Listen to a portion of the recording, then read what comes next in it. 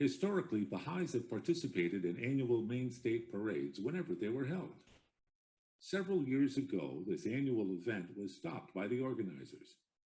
In 2020, for the bicentennial celebration of Maine statehood, they decided to have a special parade. Baha'is signed up immediately. But then came the pandemic, and the event was postponed. The event was revived in August 2021. This whole effort was an inspiration of someone, some spirit on the other side of the veil. We can claim if we want to be our idea, but I think it came from somewhere else. From the beginning, this Maine State Parade, the float itself, being Greenacre, was an inspiration. It went from the idea of having Abdu'l-Baha as part of the theme to the peace flag being part of the theme, which I think was more acceptable to the audience that we were delivering it to. So that was, we had a wonderful response from people in the parade itself. So I think the inspiration wasn't just through one individual, but through every member of the committee. It was inspired. Planning meetings were really amazing. Went to the first meeting and saw that they had pretty much everybody they needed and all the ideas they needed, because of course it's going to be partly in Auburn and I wanted to be there. I love parades. I love watching parades and I love being in parades. They just delight my heart. I was influenced by Greenacre without knowing it, because me, my parents, my grandparents, we all lived in South Berwick. There's always been a deep connection for me.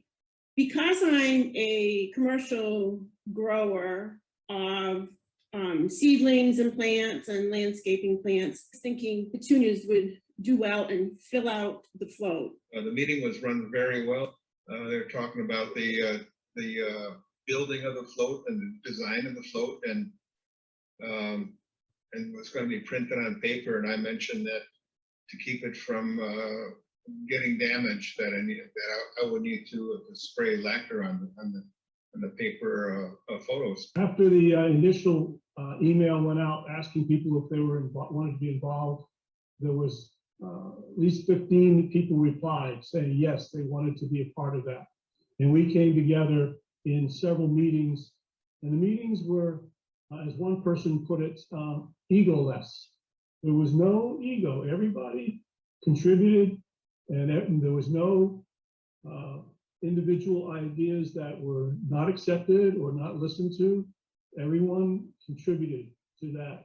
And it was, to me, it was true consultation. There were not just Baha'is there were people who were not Baha'is. And I think the design and ideas came together from true consultation. The spirit was there. Okay, well, I first got involved with this, of course, because Julie, my wife, is a Baha'i. I'm not a Baha'i myself, although I took those concepts and made them into something that was a little more workable. I had brought along a model that I made, and so that gave us something to focus on. And well, it's quite impressed with the way people, let other people talk, and nobody tried to be the boss. And again, like to reiterate how impressed I was with how cooperative people were and how low-key everything was, and it was stress-free, and it was quite enjoyable, actually. It was like there was nobody was in charge of anything, that everybody was equally talented and everyone's equal opinions validated equally. In reality, we had some incredibly talented professionals, but had you been at that meeting and not known that, you never would have understood who the talented people were. There was just there seemed to be no ego involved with people. Everyone was willing to listen to any idea, answer any question, no matter how silly it might have seemed. Well, I was on the planning committees from day one, and it started actually the very beginning of 2020. And because of the pandemic, the date got changed 3 times. And it was funny because the third time it got changed happened to be the special high year for the ascension of Abdul Baha 2021. So it was kind of interesting to me how that happened.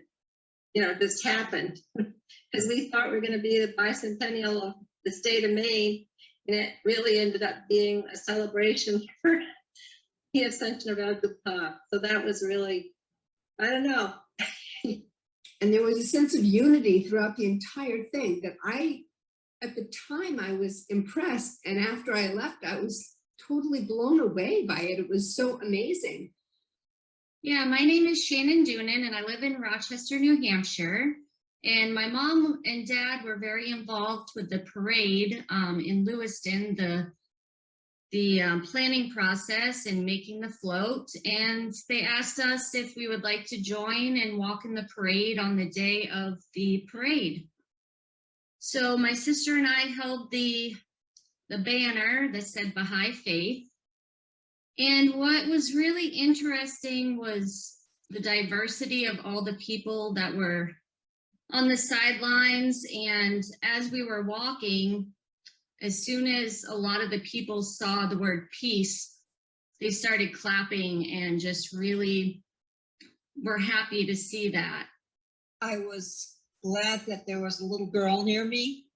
She was the granddaughter of one of the other Baha'is, and we were tasked with giving out peace flags. So flags looked like the big flag that was on the float. And we were both having a lot of fun passing those out to the people who are watching. My name is Maeva Jumbai, and I live in Elliott, Maine. And when I was walking in the parade and people were clapping and saying peace, peace, peace, I said, let there be peace everywhere. And they were all, yay, peace. They really enjoyed the peace. A lot of people, as we were walking, were like, what's Baha'i Faith? What is that? So they were very curious about what we were all about. Yeah. I was doing the driving of the float. I was holding a peace flag, waving it as we went down through the parade route, and everyone was clapping and very happy and observing what we were actually showing on the float. There were a lot of pictures taken. In the last week before the actual parade was going to be held, I went to the actual site where the float was and helped do an assembly, fit and tie down, and observe how it was going to be built at the actual parade. Our float was well received. It's so easy to smile at everybody because they're all smiling at you and waving. It was exciting. And it was such a beautiful float to be supporting as well. And everybody loves the peace message. I think everybody's a little weary of the world these days, and to be able to have such a lovely message to pass along and that's such a pretty float. It was just really special. I think the only thing that was very, very positive, as hot of a day it was, the projected thunderstorms and very hot temperatures, weather held off, our walkers made it safely, and we had plenty of water, and everybody contributed to the whole day successfully. Hi, I'm Ashley Jumbai. I am Cheryl and Steve's youngest daughter, and this is my daughter, Maeva. And what I take away is I'm just so blessed to be a part of such a wonderful team volunteering to put together the float. And It was a great experience to see a lot of people, and The project was approved and supported by the local Spiritual Assembly of Portland. Hey, some of the things in Maine you might not know about if you check out the rest of the parade route right now. By the way, here's your education. We can describe this endeavor in a few sound bites as universal participation, resource development in a spectacular way, joy and pride in being involved and being a part of a tangible service. No barriers of us versus them, and involving the friends of the faith in consultation, planning, and implementation of the project. For the state of Maine as we celebrate 201 years now, even though this is the Bicentennial Parade. So many folks out here get over 100 entries on a beautiful day.